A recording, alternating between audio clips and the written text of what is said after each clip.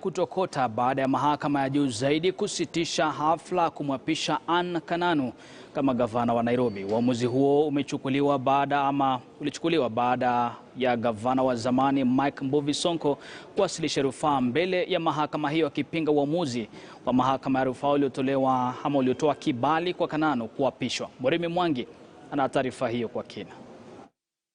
I do hereby nominate ...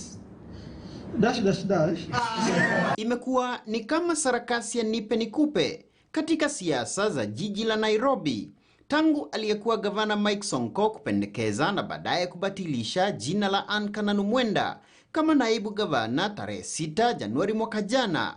Baadaye Sonko alitimuliwa kama gavana kufuatia uamuzi wa bunge la kaunti ya Nairobi Disemba mwaka huo. Kananu Mwenda, Kananu ambaye tayari ameapishwa kama naibu gavana alitarajiwa sasa kula kiapo cha ugavana, na kizungumkuti mjini sasa kinaendelea baada ya mahakama ya juu zaidi kusitisha kuapishwa kwa Kananu hadi kesi aliyoiwasilisha Sonko isikilizwe. A time has come that my good friend, the past governor Mike Sonko, has now to know that there is a greater good of the people, and that Nairobi is quoting what Saitot said many years ago. It is past all of us. We must agree that Nairobi is bigger than all of us. Kamati ya kusimamia kiapo cha Kananu tayari ilikuwa imebuniwa ikisubiri taarifa ya gazeti rasmi la serikali kutangaza mahali, siku na wakati rasmi wa kiapo cha ugavana wa Kananu. Kizungumkuti kwenye uongozi mjini Nairobi sasa kikizua maswali mazito kuhusu siasa za ugavana kuelekea kwenye uchaguzi wa mwaka wa 2022.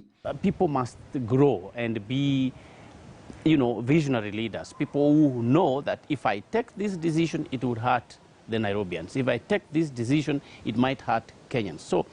So that you don't make it complicated because you know the law says this or says that. You must have the people's interests at heart. Nairobi imeshuhudia kizungumkuti cha uongozi tangu kujiuzulu kwa aliyekuwa naibu gavana wa Nairobi Polycarp Igathe mnamo Februari mwaka wa 2018, akitaja kudorora kwa mahusiano na gavana Sonko, nafasi iliyosalia wazi kwenye uongozi wa Sonko hadi alipotimuliwa afisini Disemba mwaka jana.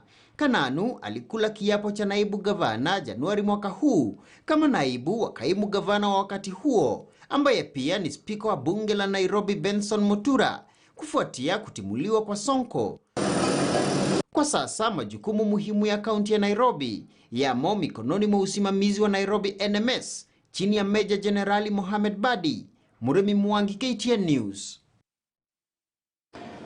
Na kwenye siasa motomoto, mtazamaji, ni kuwa kiongozi wa chama cha ODM Raila Odinga amesema na kakiri kuwa msimamo wake wa kuwapa vijana wasiokuwa na kazi shilingi 6,000 kila mwezi wa kujikimu kimaisha. Akizungumza mjini Kisumu katika ziara ya kuhamasisha umma kujiandikisha kama wapiga kura, Odinga alisema wale wanaomkejeli wanakosea, kwani akiwa waziri mkuu aliona mianya